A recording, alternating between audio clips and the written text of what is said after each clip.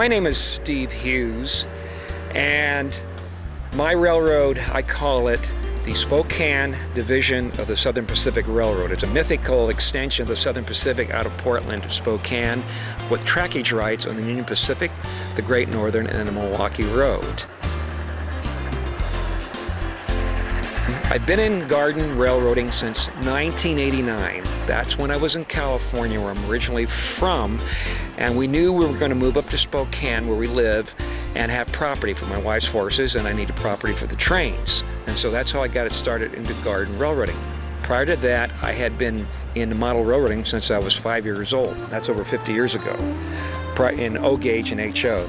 But as I got older and the eyes get worse, garden railroading was the way to go.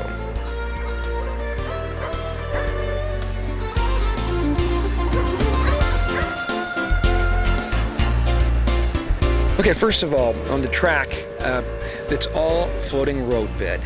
This was all built by, first of all, digging about a 4 to 5 inch deep trench all the way around, and I put in a grass protection cover to keep the weed block covering in place. Then I laid in 2 by 8 by 16 paving stones under heavy gravel. Then I lifted the track on little 1/2 inch square shims, and I placed a finer gravel underneath all the way around and blended it in to hence have my floating road bed.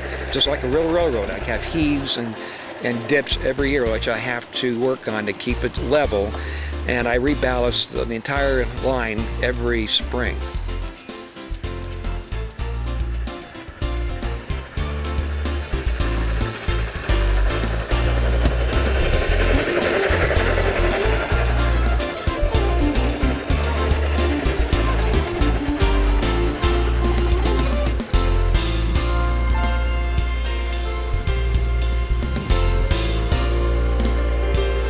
Now, the tunnel took me approximately 6 weeks to build, and inside is a combination of 2 by 8 by 16 paving stones and your wall block that would be reinforced by concrete. There are over 60 of those type of stones within. The outside is made up of basalt rock, which a friend of mine picked up along the road out near Davenport, and much of the rest was contributed. So between that, it took 6 weeks. It was my wife who's the one that really had it so that it looked more like a realistic rock slope instead of some boring dull thing. And she is the one I credit for all the plants, as you see here on the rocks, and of course on the layout itself. The trains themselves, I run a variety of USA, Aristo-Craft, and LGB, modern, basically, mainline steam and diesel from the early 50s up to the present time.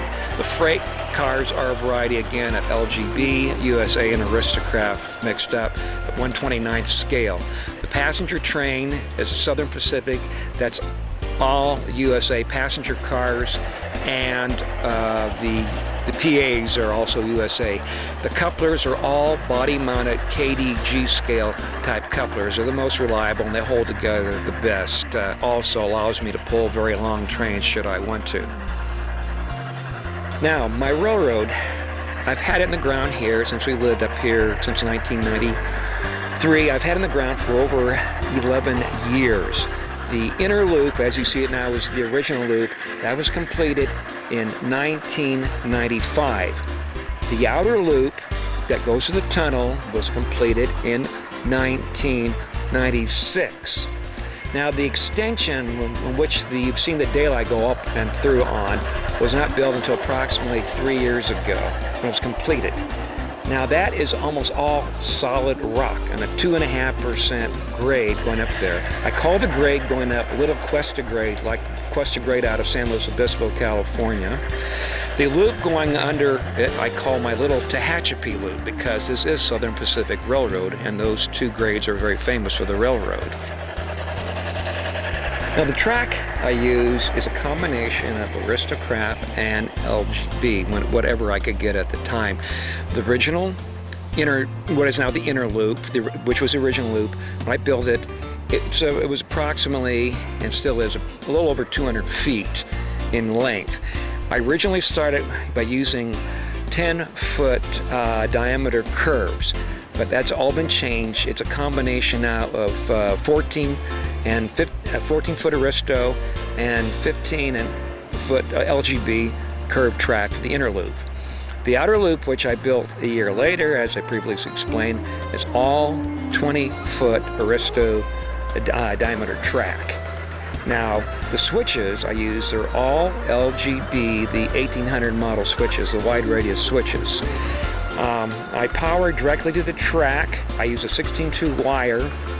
I just converted over from a very complex panel, which gave me nothing but grief. I have straight power from 2 LGB jumbos, one to the inner loop, one to the outer loop, and it has worked very smoothly. As far as the connections, I use all Hillman clamps. I use another type of clamp which I won't mention, but it gave me nothing but grief. The Hillmans are very, very reliable. And I use LGB insulators between the 2 loops. The spurs and the through switches, I have individual, those are on-off power. I used to do a direct power from the panel, but again, I had problems, and now it's just easier to use the KISS system. As you might know, KISS, keep it simple, stupid, and I just went to on and off throw switches to each spur. As far as future growth plans, I probably got as big as I am now, but I'm going to add some additional spurs. I've got a stump track near one of the warehouses, and that's going to be for a future engine house, which I have a kit I'll be building, and I'll be putting in an oil storage site with the loading docks and oil storage tanks.